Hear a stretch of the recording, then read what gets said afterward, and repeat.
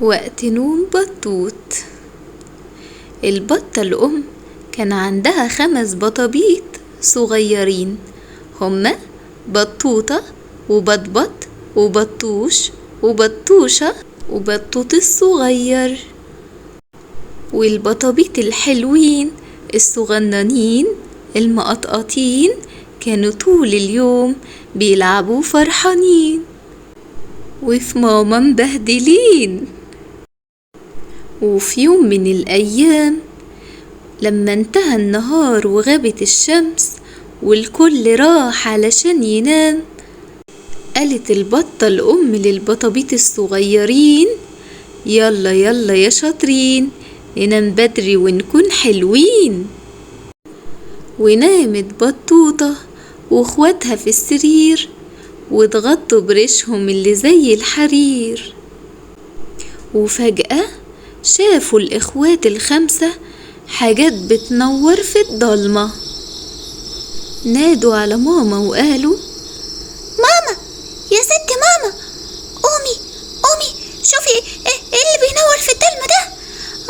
يا ماما، يا ماما، ده اللي بينور في الضلمة ده يا ربي. قامت ماما مخضوضة وقالت: ايه يا بطوبيت، مالكوا يا صغيرين؟ ضحكتوني يا حلوين. دي الحشرات المضيئة بتنور وتغمز وتقول لكم تصبحوا على خير، يلا يلا ناموا من غير تفكير. غمضت بطوطة عينيها ونامت، لكن بطبط وبطوشة وبطوش وبطوط الصغير كانوا لسه صاحيين ومن كل حاجة حواليهم خايفين. وسمعوا أصوات غريبة بتقول: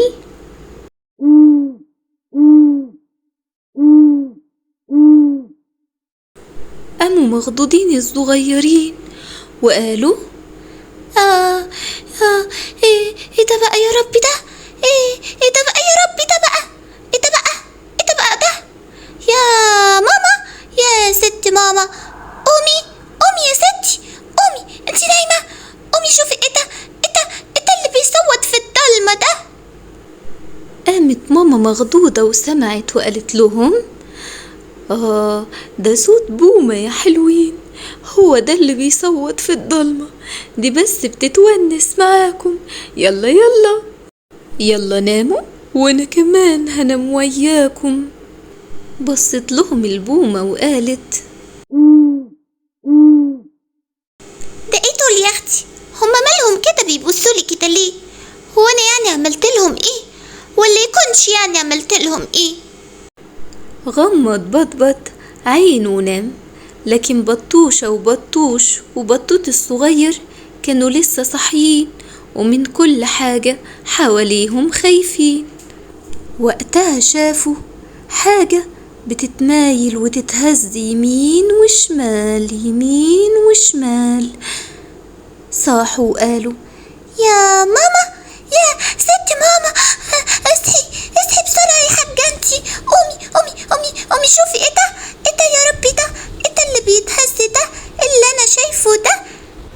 قامت الأم البطة مخضوضة وقالت: في ايه يا بطوبيت، ايه يا كتاكيت؟ دي الشجرة اللي بتلعبوا عندها، هي دي اللي بتتحرك في الضلمة، يلا ناموا واسمعوا الكلمة. وقتها نامت بطوشة وغمضت عينيها، لكن بطوش وبطوط الصغير كانوا لسه صاحيين ومن كل حاجة حواليهم خايفين. الصغيرين وهم قاعدين سمعوا صوت بيقول، وهنا بطوش وبطوط الصغير بسرعة صحوا ماما وقالوا لها: يا ماما، يا ماما، يا ماما، اصحي يا ست ماما، شوفي ايه اللي بيوشوش في الضلمة ده ايه ده يا ربي اللي بيوشوش في الضلمة ده عايز ايه؟ قومي يلا يا ماما. استنطت الأم البطة وقالت: ده صوت القصب بيوشوش لكم في الضلمة وبيقول لكم يلا ناموا يلا ناموا يا صغيرين، واوعوا تكونوا من حاجة خايفين. وفي الوقت ده غمض بطوش أخيرا عينيه ونام، لكن بطوط الصغير كان لسه صاحي. بطوط الصغير بص وبص، بطوط الصغير فكر، بطوط الصغير ماما. يا ماما. ما أنا لازم أسأل سؤال برضو، ما أنا لازم أكون زي إخواتي وأسأل سؤال. عرفت. يا ماما، يا ست ماما، يلا اصحي قوليلي بقى، هو ليه الضلمة بتكون جامدة كده وشديدة؟ قربت البطة الأم بطته الصغير منها وقالت: الضلمة الجامدة دي بتحصل علشان تدي فرصة للنجوم تنور وتفرح. يلا وقت النوم يا حبيبي. وقتها اطمن بطوط الصغير ونام هو كمان، ونامت ماما وكل الصغيرين مرتاحين ومطمنين.